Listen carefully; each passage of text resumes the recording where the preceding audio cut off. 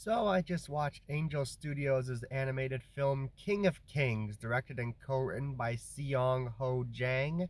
Apologies if I mispronounced that. Alongside Rob Edwards, Jamie Thomason, and Ho Seok Sung. Now, as a Christian myself, I do like to watch interesting looking Christian movies, and this looked like it could have been an interesting movie. Sadly, I didn't get the chance to watch it in theaters, but I did watch it on the Angel Studios app at least. So I got the chance to see it. And now that I have seen it, I have to say it was decent. It's kind of a mixed bag, if I'm being honest. So first I'll go over the good stuff. Like, the Bible stories that they do tell involving Jesus were told well. Like, Oscar Isaac is really good as Jesus. He does a very good job here.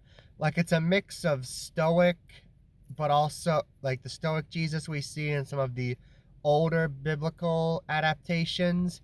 But also he is a bit. There are also moments where he's more human, like something we would see in The Chosen. And I think this mixture works well. And Isaac's performance, it makes it to where even some of the more stoic moments still feel like authentic. It works really well. The 3D animation is good. Like, this is not like groundbreaking or like super impressive, but it is still like clearly like it's above your standard TV quality 3D animation. Like, it is something that like I could see being on the big screen. So it is still good.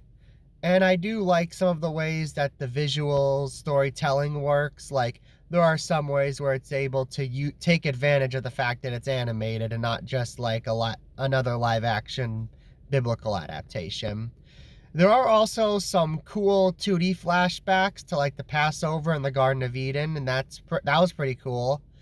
They didn't really explain Passover completely because they were trying to hide the fact that that story still involved like baby killing. So I didn't really explain Passover super well, which was kind of weird, but still it was cool that they explained it in 2D. And each flashback was like shown in a different style of 2D animation, which is pretty cool. That what so yeah, the story is well told. So the biblical story is well told. Pretty a lot. Also, like some of the other actors, like Ben Kingsley, he did a good job, and Forrest Whitaker as I believe Peter. He played Peter. A majority of the acting in this part of the movie was good. Now we have to get into some of the more negative aspects of the film. I guess still on the animation, the lip syncing was like kind of off at points. Like, it's not. I know that it's not. I know the film wasn't originally animated to be in another language and then they dubbed over it because the lip syncing is still like in sync enough that I know that when it's off, it's just kind of an accident. But it still happened enough that it was a bit distracting at points. And now we have to get to the film's biggest problem. Everything with Charles Dickens and his family was honestly annoying. Like, pretty much, Charles Dickens himself was fine, but the kids were annoying. His wife didn't really serve much of a purpose. I did not like that part of the movie at all whenever it showed up. And honestly, I was kind of shocked by this. Roman Griffin Davis as Charles Dickens' son was kind of bad. Like, I thought he did a good job in Jojo Rabbit, but here he was not good. He was like, not only was he annoying, he was like, it felt like he wasn't really trying, honestly. And like this whole angle of like the Bible stories being told by Charles Dickens could have worked. Like, maybe show a thing at the beginning where Charles Dickens is writing the story that this whole film is based on. I believe it's also called King of Kings. Or at the very least, it could have worked if like the kid and the cat weren't so annoying. Like, just write those parts better, and this whole Charles Dickens angle like still could have worked. And even then, there's like some confusing aspects. Like, apparently they're trying to make Charles Dickens and his wife look very Christian, but like if that's the case, why has Charles Dickens never told his son about Jesus before? Like, all of his kids are definitely at the age where they should know about Jesus if they're Christian.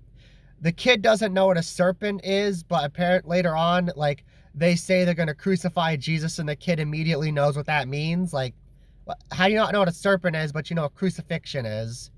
Like literally, they interrupt Palm Sunday because the cat ran away and they have to go looking for it. And that whole thing is like, what? What? You're just like trying to fill up this movie. How do you? There are more things you could have, like other Bible stories you could have shown if you just needed to fill up time. And like at one point, I looked away for 1 second, and now all of a sudden we're at the Garden of Eden. Like that's really weird. I don't know what that like. Just I did not think any of the stuff with Charles Dickens and his son were told well in this film, honestly.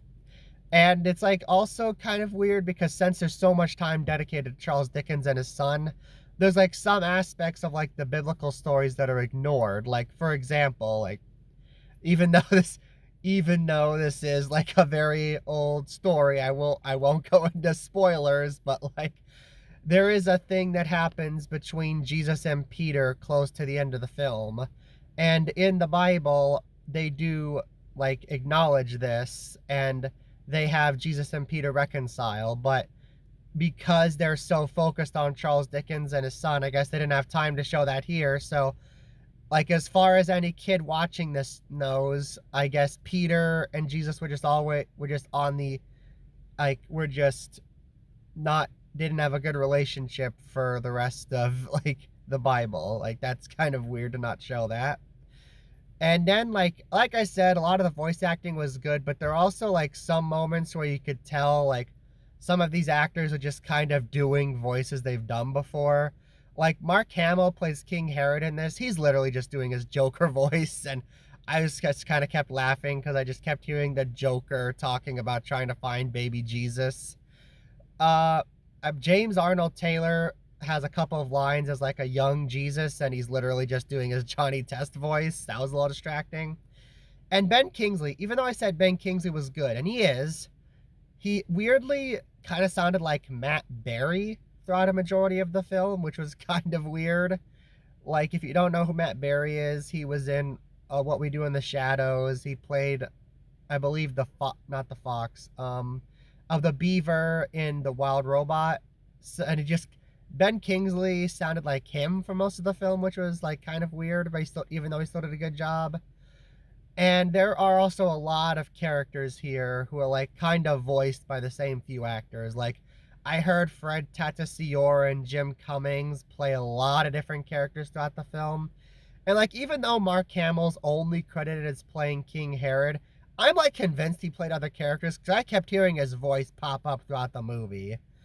And that was a little, and like once I kept noticing it, it was kind of distracting. Like especially during like again, there is a scene involving a crucifixion, and I heard both Pete, like Disney's Pete, the villain from the Mickey shorts, and Tigger in that scene, and it kind of took me out of it a little bit. I'm not gonna lie, but like those little like flaws and nitpicks aside, this is still like it's a fine way to introduce kids to Jesus and his parables. It's like a good like next step after like showing your kids Veggie Tales. And even if you're like an adult, even if you're like an adult Christian, this isn't like a bad watch. I don't regret watching this. Just kind of be prepared because the anytime it shows Charles Dickens and his kid is gonna take you right out of it.